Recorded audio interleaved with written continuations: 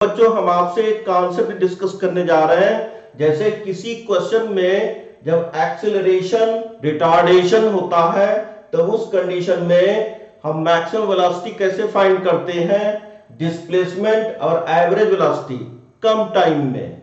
तो उसके लिए हम क्या करते हैं, इसमें a1 क्या है, ये एक्सेलरेशन के लिए, a2 रिटार्डेशन, तो a इफेक्टिव फाइंड करेंगे। तो a effective equal to a1 a2 upon a1 plus a2, maximum velocity equal to a effective into t हो जाएगा, और ये displacement equal to half a effective into t square, average velocity equal to displacement upon time. ये formula use करके हम कम time में question को सॉल्व कर सकते हैं। जैसे ये क्वेश्चन है, particle accelerate with acceleration of 6 meter पर second square and retards with 3 metre पर second square, total time of journey is 10 second, calculate first v maximum, second displacement, third average velocity. तो पहले हम ग्राफ प्लॉट करेंगे।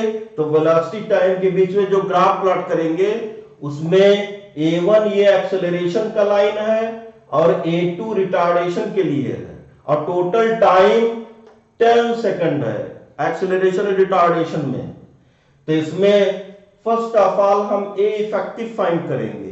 तो a effective equal to a1 a2 upon a1 plus a2, value put कर देंगे, 2 metre पर second square आ जाएगा।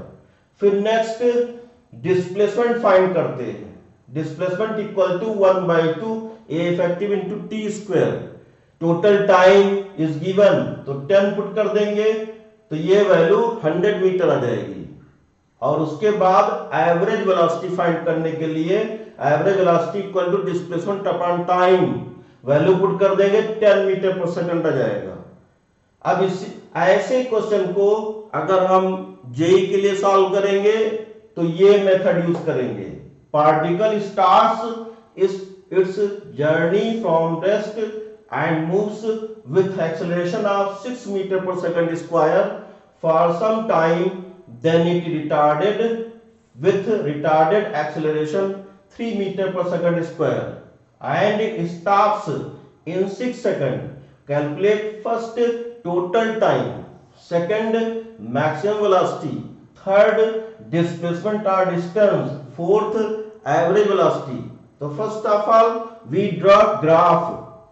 तो एक्स वाई के बीच में ग्राफ प्लॉट करेंगे। तो a1 ये एक्सेलरेशन के लिए है, a2 रिटार्डेशन के लिए, तो ये ग्राफ प्लॉट होगा। v ये v इक्वल टू 0 ये रेस्ट पोजीशन के लिए है। तो एक्सेलरेशन में t1 टाइम लगता है, रिटार्डेशन में सपोज t2 टाइम लगता है। तो इसमें t2 is given, t2 equal to 6 second. तो इससे हम क्या करेंगे, इससे हम मैक्सिमम वेलोसिटी ये फाइंड करेंगे, मैक्सिमम वेलोसिटी की वैल्यू।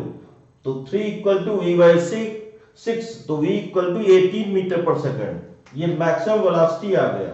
अब नेक्स्ट इससे 18 अपॉन t1, अब इसमें यूज करेंगे ये फर्स्ट में। तो 18 अपॉन t1, इसका जो स्लोप है वो 6 है, तो 6 इक्वल टू 10, ये अगर थीटा है तो ये tan थीटा होता है।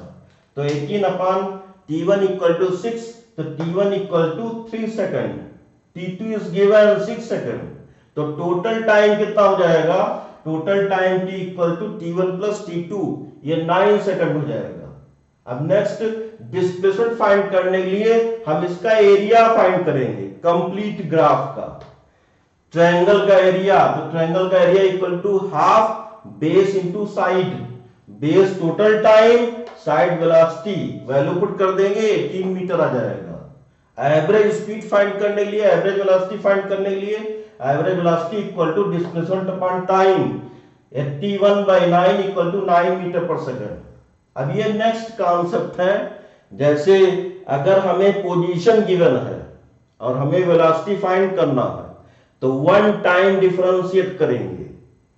अगर हमें वेलोसिटी गिवन है, एक्सेलरेशन फाइंड करना है, तो उसको 1 टाइम डिफरेंशिएट करेंगे तो एक्सेलरेशन आ जाएगा। एक्सेलरेशन को वन टाइम इंटीग्रेट करेंगे तो वेलोसिटी आ जाएगा, वेलोसिटी को वन टाइम इंटीग्रेट करेंगे तो पोजीशन आ जाएगा, और एक्सेलरेशन को टू टाइम जब इंटीग्रेट करेंगे तो पोजीशन आ जाता है। अब पोजीशन को टू टाइम जब डिफरेंशिएट करेंगे तो एक्सेलरेशन आ जाता है। ये सिंबल है x पोजीशन के लिए, v वेलोसिटी के लिए, a एक्सेलरेशन के लिए। तो velocity v equal to dx upon dt होता है, acceleration a equal to dv upon dt equal to d2x by dt2 equal to v dv by dx। Thank you.